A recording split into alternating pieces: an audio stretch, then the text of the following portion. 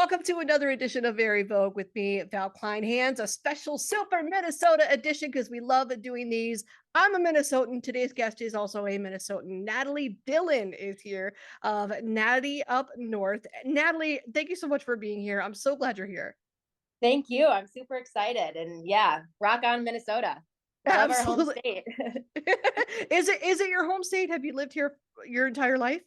It is. Yeah, I grew up here. I went away for a while for college. I went to Ohio, and then I did the Chicago thing. I lived there for 5 years. I moved there for a year thinking, oh, I'll just do the city thing for a little bit. And then I ended up staying for 5, but I've been back for a long time now. And this is definitely my home. I love all things, Minnesota, all things up north. So Yeah, yeah, it's home. the city was just not your vibe, not your thing.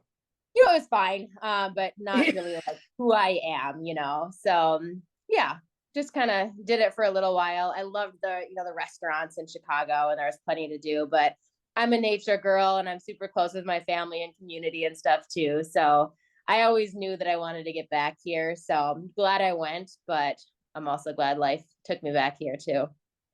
Yeah, well, I mean, we need people excited about this state. Everybody has, Mhm. I have found like if I tell anybody where I moved to, because I'm originally from Pittsburgh, so I'm Oh, you East are okay. Coast originally, and then I moved here for work, and that's been 6 years now, and I live in Rochester now. And Hmm. anytime I tell somebody that I've moved here, they're like, "Oh my God, it's such a frozen Yeah. tundra. What do you do?" And I'm like, "No, no, no, no, no, no, no, no, no, no, no, no, no, no, no, no. There is way more to it than that." I Yep. tell people about the North Shore as one of the gems of the state. When you meet someone that has no clue as to what Minnesota is about, what do you tell them about? Yeah, well, it's funny that you say that because I feel like typically when people hear Minnesota, they hear like cornfields, and I'm like, yeah, we have Mm, some of that, but that's a little bit my more part of the Iowa. state for sure. Yeah. Yeah, for sure. They think like cheese curds, and I'm like, I love my Yeah. cheese curds, but I gotta Yep. say Wisconsin might claim that, and then they definitely hear frozen tundra, and I'm Yeah. like, well, it's only half the year. The other half of the year is Only pretty warm. So, but yeah, I think that we have such a great culture here. And I think probably my favorite part of this state is how we embrace all the difficulties that come along with living in a climate like this. And I actually Mhm. I get made fun of a lot. I love winter. I didn't used to, but I decided a couple of years ago, maybe 5 years ago, that it was going to be my favorite season. I was like, I'm tired of feeling like crummy and down in the darkness. I'm just going to start calling winter my favorite season and really embracing it. And I like absolutely love the cold. And I think that that kind of attitude, it's certainly not unique to me. I think so many Minnesotans have it where we just like, oh, Right. it's a rainy day. Let's get outside and do something. It's freezing out, snow on the ground. Let's get on our cross country skis and go enjoy it. So I just think that kind of like that resilient attitude is pretty cool and something that makes me proud of this Oh yeah. state. Yeah. Or hearing people come into work on the following Monday saying, "Oh, I went ice fishing and caught a walleye, Yeah. didn't you know?" And I'm like, "Oh my Yeah. God." That Okay. was I'm like, good. Your "Uh, accent was good. Well done. was it? Okay, so 6 years. I've kind of got it. Yeah. Oh, don't you know? But It sinks in. You betcha. you I mean, I love it, but I love it because it is unique to Minnesota. And I think every part of the country has that little thing that makes it uniquely them. Pittsburgh had its own weird quirks Yeah. too, just like here. I love those cultural differences. And you're somebody that could speak to this too, since you've told me that you kind of moved around like I did. I Mhm. spent time both in Pittsburgh and 2 hours outside of Chicago in the Illinois cornfields and here. All And right. every Wait, what part of Illinois were you in? I was two What's the hours outside Chicago. It was like okay? Ottawa, Peru, LaSalle. Okay. Yeah. Yeah, So I've been around. you've been Did you there ever go too? to Star Rock State Park? That's near there, right? Yes. That's like the only thing to do there. That's Yeah. my point. Like that's the Beautiful though. it's But gorgeous and I loved going and we did take advantage of that plenty weekends, but it was just like there's not a whole lot going on. And I was like, dude, there's just not there's like corn and there's no trees. And coming Mhm. from Pennsylvania where there's tons of hills and trees, I was like, I need my Yeah. fall. I need my seasons.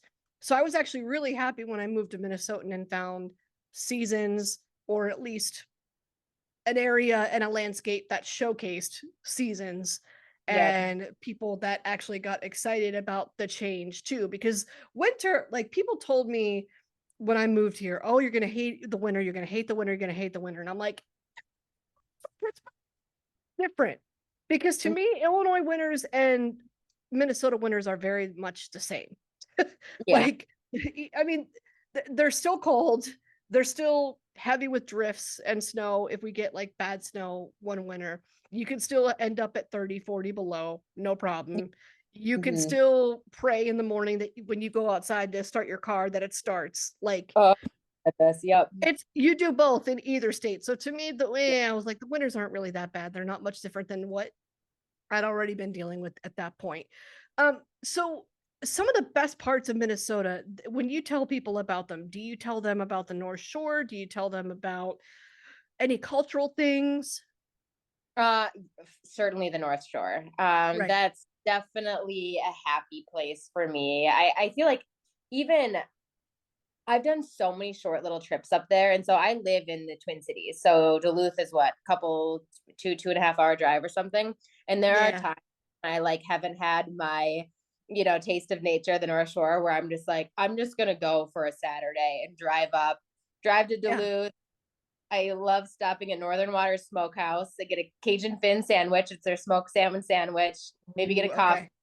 It's yeah, got to check that out. And then Mhm. just driving up the North Shore, and I just love it because I mean, people that haven't been there, it feels like you're on the ocean. Lake Superior. It It's a big does. there. Yeah. And it's just I just love that you can just drive and stop every 10 15 miles at a cool lookout or a cool hike or something like that. Mhm. And really every single season on the North Shore is unique and beautiful. Fall definitely gets a lot of the hype and it has amazing fall colors, but winter is incredible. You get frozen waterfalls, and spring and summer is where it's at too. So I love the North Shore, Boundary Waters. I actually just went this year, technically for the first time, up to the Boundary Waters. I've been near there and done camping around that area, but got there finally. I've been wanting to go since I was a little kid, bugging my parents to take me. Um, so that have you ever been up there before? No, I haven't. So that's why I'm like, wait, tell me more. So, did you camp? Yeah, Did you canoe? What'd you do? yeah. It's primarily what people do is canoe camping, and that's what we did. So I went with a group Okay. of four of us total girls earlier this year. We went in June, which is a good time And it because was a girls' trip. Oh my gosh, girls, even yeah, better. I love doing girls trips, whether it's camping, hiking, fishing, that type of thing. So yeah, I mean it's just an incredible, vast area.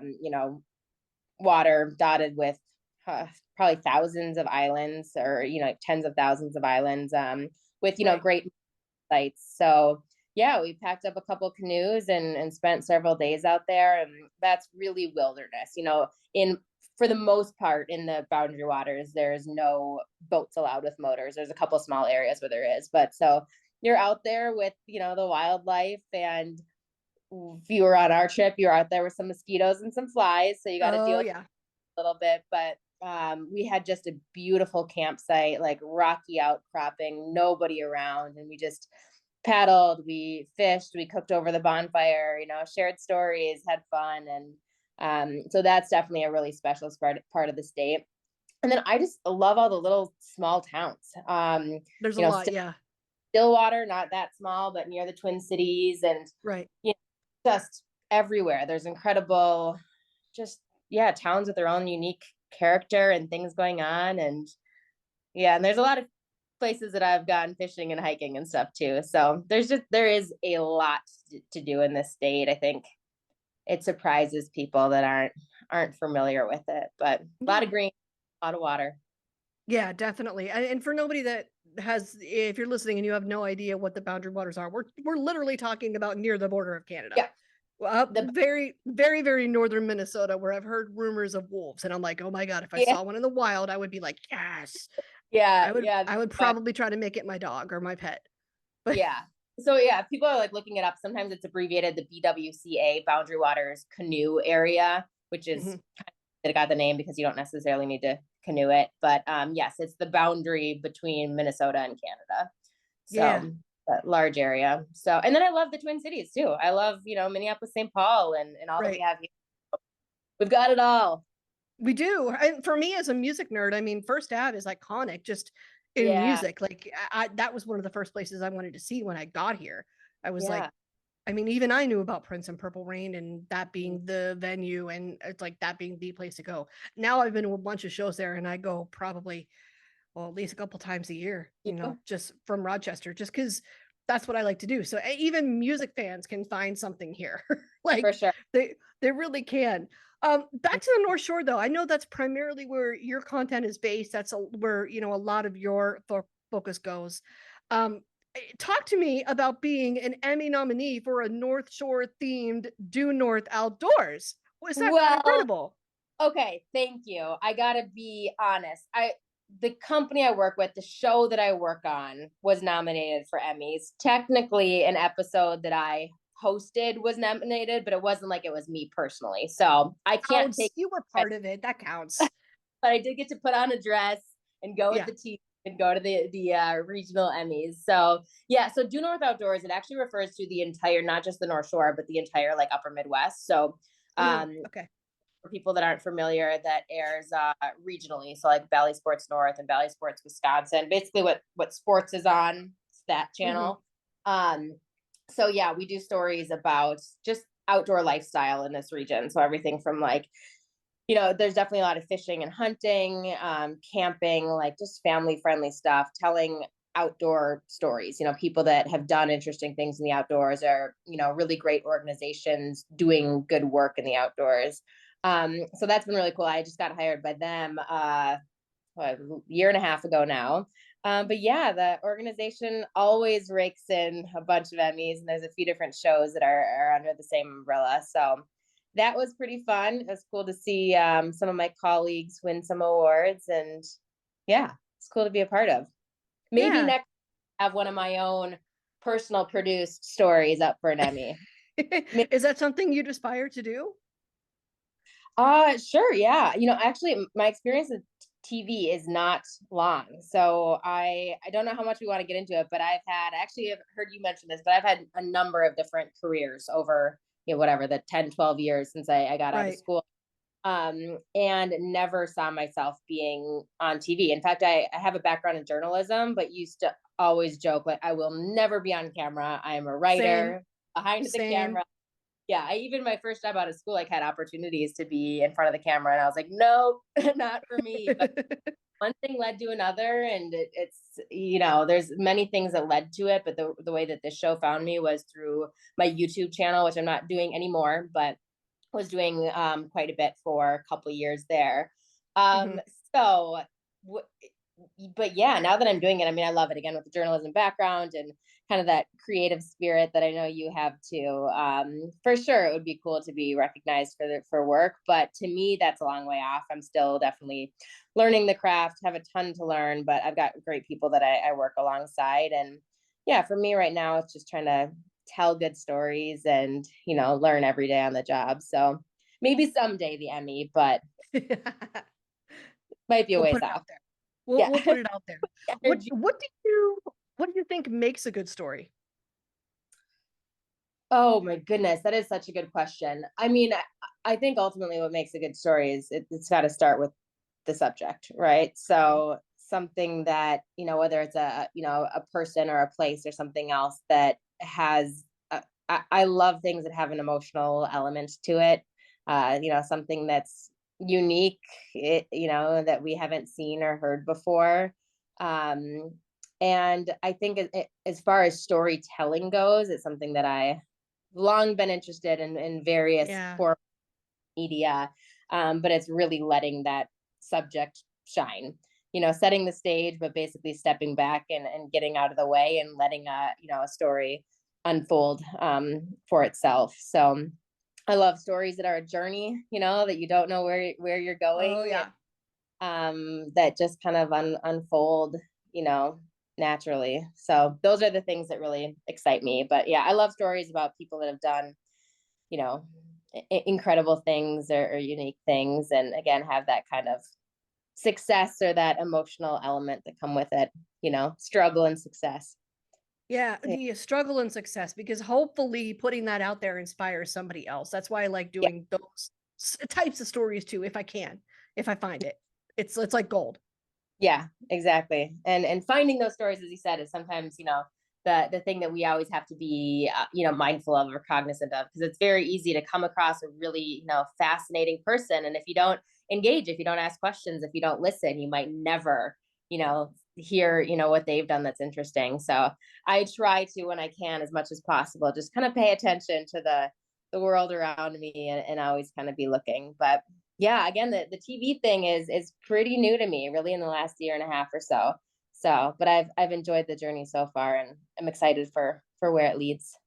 Yeah, me too. And I'm enjoying watching the life coaching journey too. I was taking a peek at your website. It sounds like you were just kind of inspired by what you call, being involved in enough valleys to know what it's like when it's not flowing Mhm. life anyway. And You you Right, thank you. I did. Well, and some of those moments, those peaks, those valleys might have inspired you to become the coach you are. I'm guessing.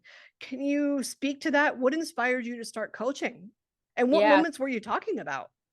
yeah. So that's oh, I mean, there's so much that is led into it, but I feel like it's such a it's going to sound so cliche when I say it, but I feel like, my career, my life journey has taken so many twists and turns, but ultimately I've always been kind of looking in the direction of how do I use the skills that I have and the interests I have to serve other people or to help other people. So while I've done many different things in my career, that's always kind of been my driving force. Like, figuring out what skills do I have, what's my interest, because I think where those things collide is really like where your purpose comes from, and how can I use that to help. So in terms of coaching, there's been a number of different things that I've done over the years that have kind of built towards this. So I've done my yoga teacher training and prenatal teacher training, and did some mentoring and things like that, kind of in relation to my old career in Chicago, helping with career mentoring, and then also the yoga and the things on the health and wellness side. And I always loved that, working with small groups or working with people one-on-one. Well, a lot of what I do does reach a wider audience, whether it's on TV, social media, YouTube, Instagram, that type of thing. There is something really special about working with people face to face. And I just found myself feeling like the most kind of excited, or most aligned with myself, when I'd be sitting even with like friends or acquaintances, and kind of listening to whatever they're dealing with, whether it's deciding on should I change a career or relationship things or whatever, and helping, not telling them what to do, but asking questions and kind of guiding, and then seeing those light bulbs click in other people, or that excitement. It's something Mhm. that we uh feel good. But yeah, I mean, in terms of valleys, I mentioned Chicago earlier, but my time there was tough for a number of different reasons. Part of it was just the city was probably a little bit overwhelming to me, Yeah.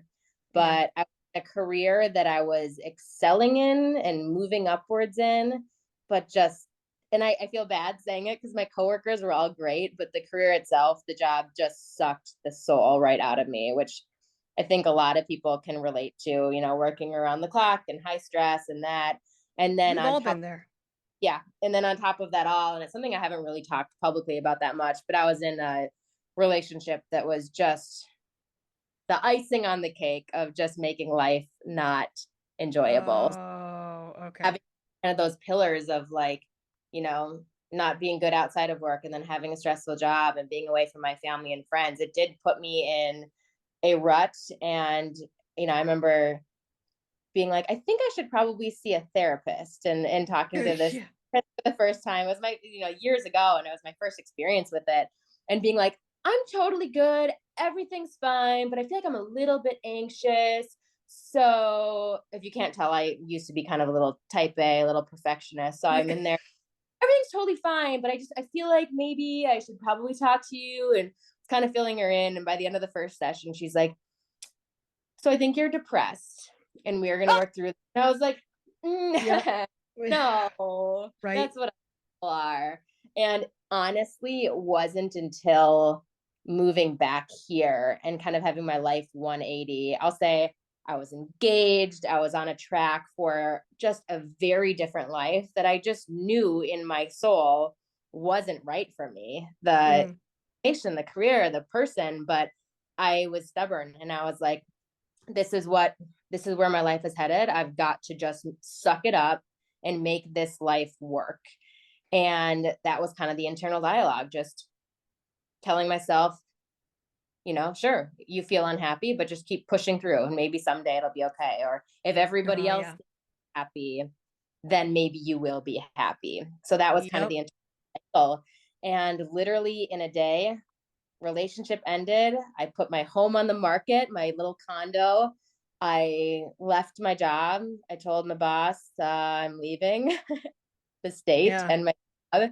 And it all happened at once. And I took a few months off. And it was that in that time, even though things were crumbling around me, I was, for the first time in years, felt like I was like the clouds were moving away. And I was like, I think that even though everything I was working towards just fell apart, and I got dumped too, I'll say, I was like, I think that this might be good. And having that time to reflect and see all the ways that I was being so hard on myself and struggling and trying to, it was like trying to, what do they say, fit a square peg into a round hole, with Yeah. my life.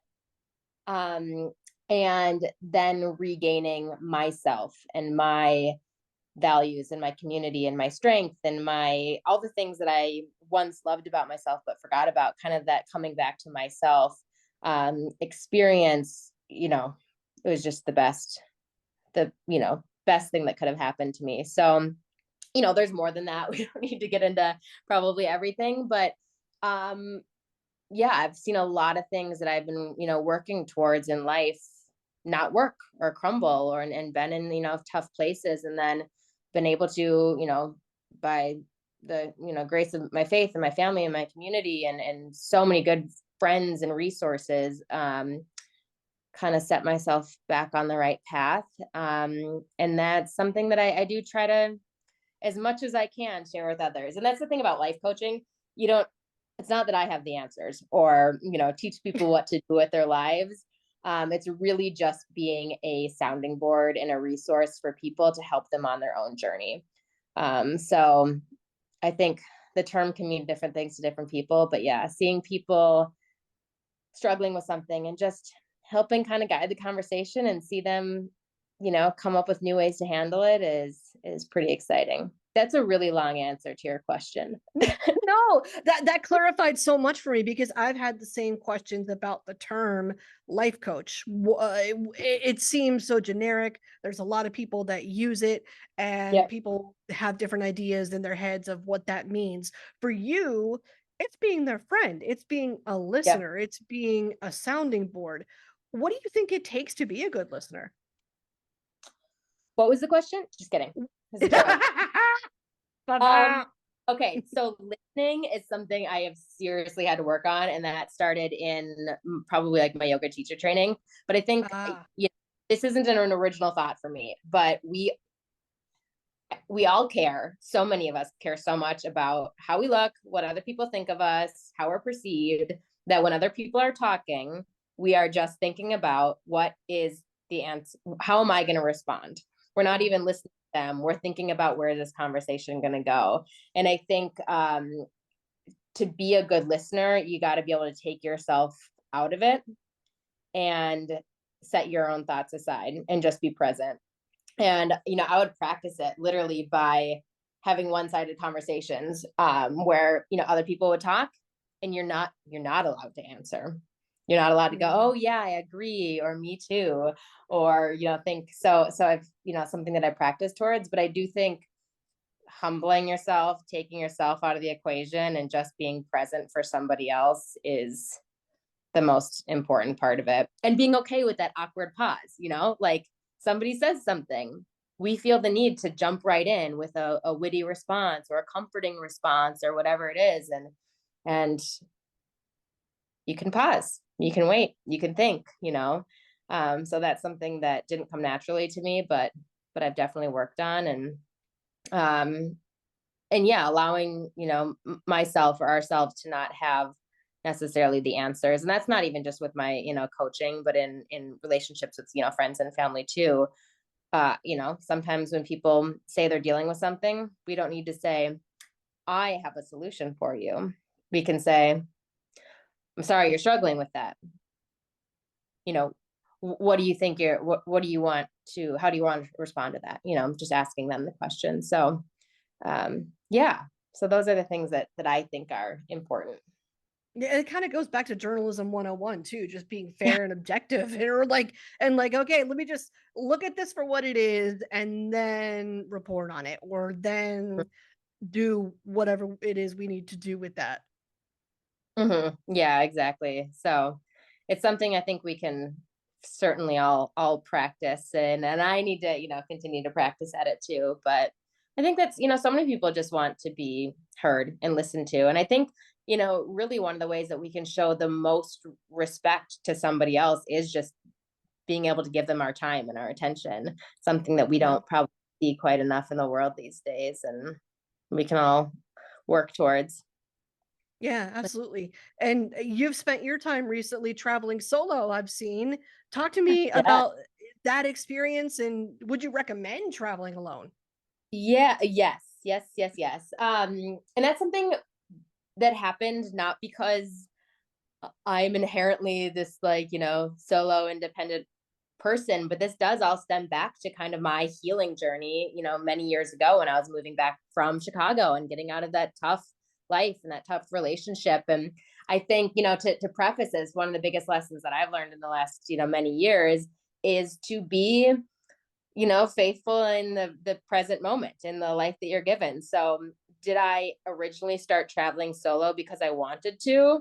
No, it's because I found myself single and friends that couldn't come and being like, oh gosh, I have nobody to go with. So I guess I'll go alone. And that started, Yeah. and it was like, am I crazy? Is this weird? Like, do I seem pathetic? Like, whatever. And then I fell in love with solo travel. I think that you learn so much, you're pushed outside your comfort zone. You get to learn more about yourself. You get to be so present. So it's been something I do a fair amount throughout life. And this recent trip, yeah, I went to Slovenia.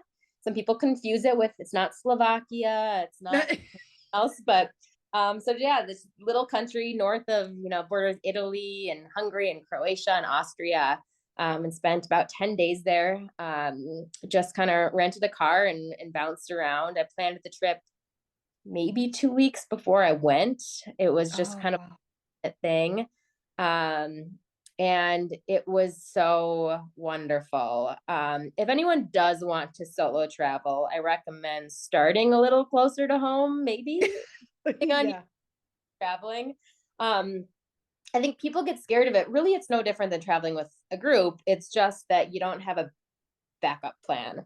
So little things that people might not think about. It's like if you lose your wallet or your cell Mhm. phone, your passport, like you don't have somebody else to be with. Or if you're trying to figure out a train schedule at a train station and that's not in English, Oh, you don't bounce ideas off of, it's all you. But I think people don't need to be scared by it.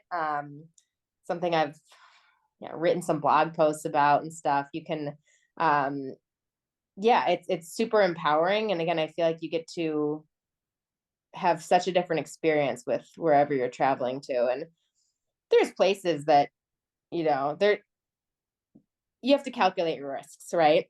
yeah, Like there are like anywhere. exactly, yeah. So I'm like not going to travel anywhere solo, but yeah, spending time outdoors and even like dining solo, it's just kind Mm, of a fun experience. Like I bring a book or a journal. Um and I'd say something to be mindful of too, like as a woman traveling solo, right. some people think like, oh, I see this woman sitting alone at this restaurant. Poor her. I should go keep her company. And so people, it's usual for somebody to be like, hey, oh, are you here all alone? Do you want company? And that's where I learned like the book or the journal trick.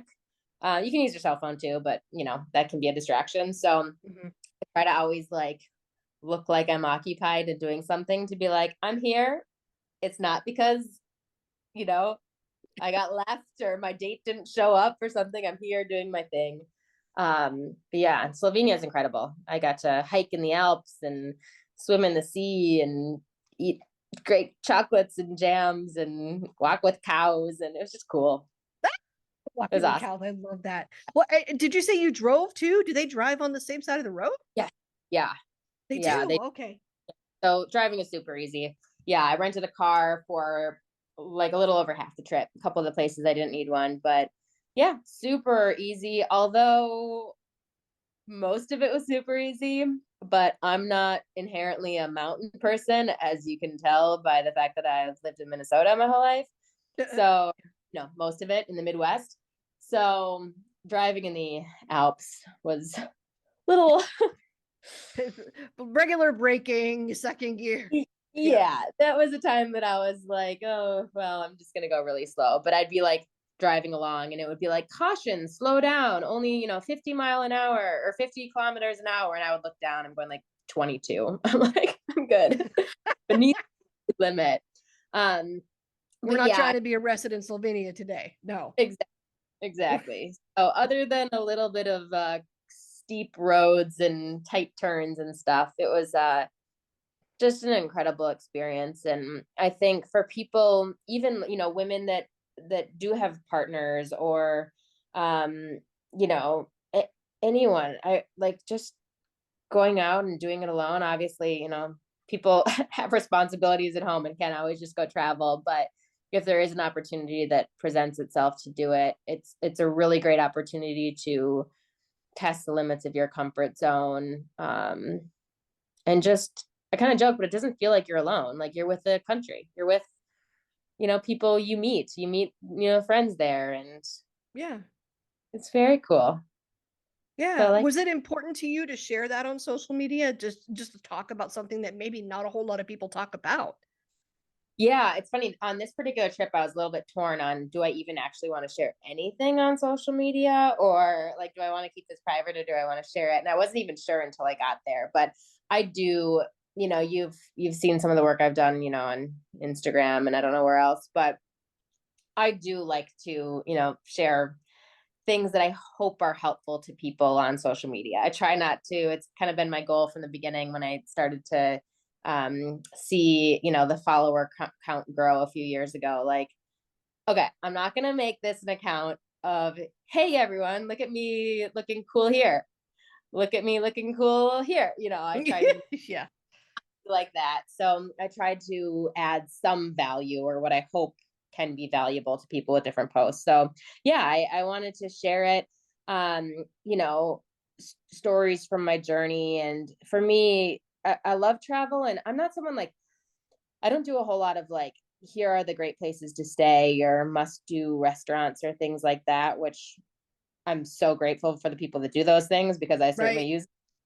But to me, I think a lot of what I like to share, certainly tips for like solo travel and stuff, but um, what I hope is to just tell little stories and kind of evoke emotions that encourage people to travel, even if it's traveling to the North Shore or traveling, nearby, but to get out and do things. And my hope, it's probably too lofty of a goal. I don't know how successful I am at it, but is to help people or to encourage people to maybe approach their travels a little bit differently or with, a little bit, think about things a little bit different. So I try to share a little history and some, I don't know if Mm. you my captions are usually really, really long, but to share kind of, what my thought process was or, what my journal, excerpts of my journals to, hopefully encourage people, yeah, go travel, but maybe consider if it feels right to you, approaching it in a kind of different or more thoughtful way. So Yeah, it's a mini diary almost, a yeah. little like recap of your thoughts. I love it and I hope to see more. What's next for you? Um, Literally next is I'm gonna go to a sauna at a gym nearby because I don't know if you Yes. can hear my voice, but I'm recovering from a little something. So um Okay. no, but I don't know. And that's exciting for me. Yeah. So what's immediately next is my favorite season because I'm really weird. But winter. But I've got a lot more coming with the TV show with Due North. Some stories that we're working on this fall, and podcast with that. I am going to Norway with a group of people, somewhat work related, somewhat fun related this winter. Fun. But I am, yeah, for like kind of the first time a little bit in my life, I don't necessarily know exactly what's next, and I'm absolutely loving living in the uncertainty and the mystery of it. So I really want to continue to dive more into life coaching. And it's I'm someone that I hope that I know a lot of other people feel this way. Like my life and my career path, it isn't a straight line, Mhm. and it's been so much like two steps forward, one step back, a left turn, a right turn, a leap backwards, and a leap forwards, and I've been kind of okay with that, but it's all building in the right direction. So I hope to continue to improve my craft of sharing stories that hopefully inform and um inspire, but in a productive way, people to seize a little bit more out of life, and kind of see where the journey takes me. What's next That's for what it's you? all. Oh, next for me, to grow, to Yeah. grow. That's really what I would love to do. I mean, I definitely want to grow this podcast. I want to grow just my reach in anything that I'm doing online, just because I mean, I enjoy it for one, and for two, yeah, I mean, it would be nice to have an additional source of income if that happens. Mhm. If it doesn't, I won't cry about it either, because I wouldn't be doing this right now with you if I didn't actually enjoy doing it on my off time, on my free time. Mhm. And yeah, Well, you enjoy it, and I love the work that you do. I don't oh want well, to thanks. take over, but I just you talk to the most interesting people and do such a great job. So I hope you continue to do it. Yeah, Cool to I see. want to. I absolutely want to. I'll keep this going as long as people want to be part of it. Period. That's what I want to do. I just want to grow it and see what happens with it. I want to get back into reading too, because I used to Mhm. read a lot more, and I miss that. And I just started reading Jeanette McCurdy's "I'm Glad My Mom Died." I'm in the middle of it now. But I've heard so about you it. you've heard about it? Yes, I have. I haven't even heard much about it, but I've heard of it. I have not read Okay. it. I've Yeah. got, yeah, a stack of books I'm working through as well, but slowly. That's how it always is. Like it's like, but I want to add this book to my list now, and I want to add Uh, this book to my list now, because I'm starting to read again, and I'm starting to get back into it again. But it's been fun to do that. So Yeah. I hope that's where to go, where I go. I just want my life to be more than what I do from 8 to 5. Yes. That's it. Like I want No. more going on than just that. Isn't that like so important to everyone to not be defined by what we do, but Yeah. we are, so I can Right. We really, spend so much time at work, and it's like, okay, that's fine. The job needs done, but there's got to be more to there's got to be more going on than just that. And as long as I have that, I don't have anything to complain about. yeah, it's beautiful. Cool. Well, thank you so much for your time again, and I will absolutely share this with you when it's ready to go. Cool. Thank you. It's been nice chatting with you.